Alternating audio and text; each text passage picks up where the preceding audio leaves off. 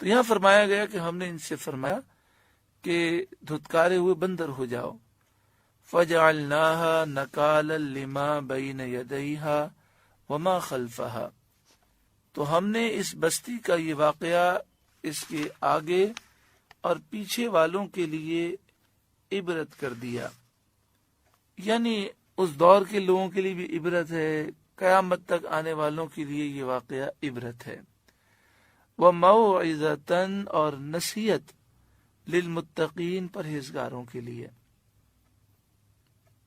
وَإِذْ قَالَ مُوسَىٰ، اور یاد کرو جب موسیٰ علیہ السلام نے فرمایا لِقَوْمِهِ، اپنی قوم سے، ان اللہ یأمرکم، بے شک اللہ تعالی تمہیں حکم دیتا ہے، ان تذبحوا بقرہ، کہ تم ایک گائے ذبح کرو. یہ وہ واقعہ ہے جس کی وجہ سے سورہ بقرہ کو سورہ بقرہ کہتے ہیں. اس کا واقعہ کچھ یوں ہے کہ بنی اسرائیل میں ایک مالدار شخص تھا جس کا نام عامیل تھا.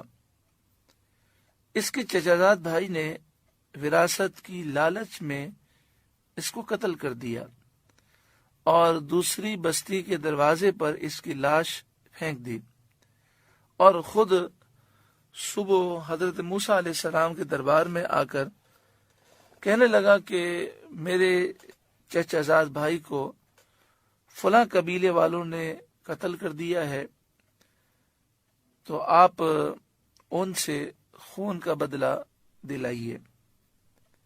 وہاں کے لوگوں نے حضرت موسیٰ علیہ السلام سے درخواست کی کہ آپ دعا فرمائیں کہ اللہ تعالی حقیقت حال ظاہر فرمائے.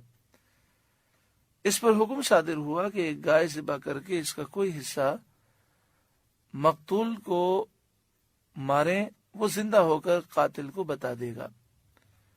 تو حضرت موسیٰ علیہ السلام نے فرمایا کہ اللہ تعالیٰ تمہیں گائے ذبح کرنے کا حکم دیتا ہے. قالوا، وہ بولے، اتتخذنا ہزوا، کیا آپ ہمیں مسخرہ بناتے ہیں، کیا آپ ہم سے مذاق کرتے ہیں، کیونکہ ہم آپ سے مقتول کا حال معلوم کرنے آئے ہیں کہ اسے کس نے قتل کیا ہے، اور جواب میں آپ کہتے ہیں گائے ذبح کریں، تو بظاہر ان میں کوئی مناسبت تو نہیں ہے. قال، آپ نے فرمایا، اعوذ باللہ، میں اللہ تعالی کی پناہ مانگتا ہوں، ان اکون من الجاہلین، کہ میں جاہلوں میں سے ہو جاؤں، نادانوں میں سے ہو جاؤں. اس لیے کہ ایسا جواب جس کا سوال سے تعلق نہ ہو یہ تو نادانوں کا کام ہے، میں ایسا جواب کیسے دے سکتا ہوں. تو یہاں پر آپ نے یہ ارشاد فرمایا کہ میں شرعی حکم بیان کر رہا ہوں، اللہ رب العالمین کی طرف سے تمہیں فیصلہ سنا رہا ہوں اور تم اسے مذاق سمجھ رہے ہو. اب انہیں حکم تھا کہ گائے ذبح کریں، وہ ایک گائے ذبح کرتے اور اس کے گوشت کا حصہ اس مقتول پر ٹچ کرتے تو وہ زندہ ہو کر بتا دیتا. لیکن انہوں نے سوالات شروع کر دیے. قالوا ادع لنا ربک، وہ بولے آپ دعا کریں ہمارے لیے ربک، اپنے رب سے، یبین لنا ما ہی، کہ وہ بتا دے گائے کیسی ہے، ہمیں واضح بیان کرے وہ گائے کیسی ہے.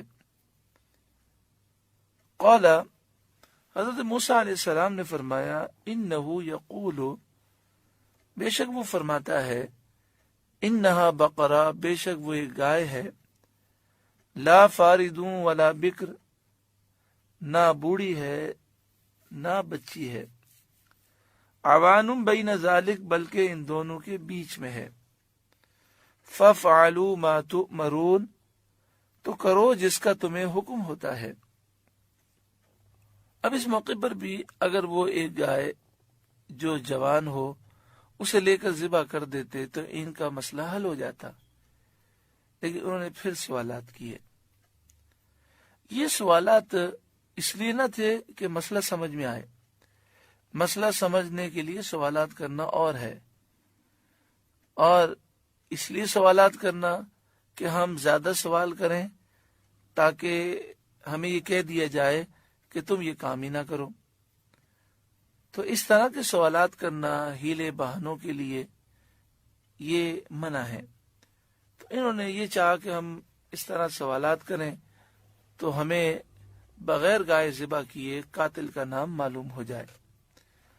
قالوا ادع لنا ربک، وہ بولے آپ ہمارے لیے اپنے رب سے دعا کیجئے، یبین لنا ما لونھا، وہ ہمیں بتا دے کہ اس کا رنگ کیا ہے، وہ کس رنگ کی گائے ہے۔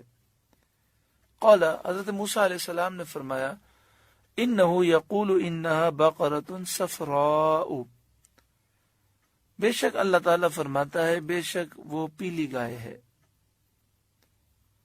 فاقع لونھا تسر الناظرین، اس کا رنگ گہرا ہے، دیکھنے والوں کو خوشی دیتی ہے۔ یعنی پیلا کلر ہے، یلو کلر ہے، اور یہ یلو کلر بھی ڈارک ہے، گہرا ہے، اور پھر اس انداز میں کلر ہے کہ دیکھنے والے کو وہ اچھی بھی لگتی ہے۔ تو جب بنی اسرائیل نے یہ سنا کہ اب ہمیں ایسی گائے ذبح کرنی ہے تو یہ پریشان ہو گئے۔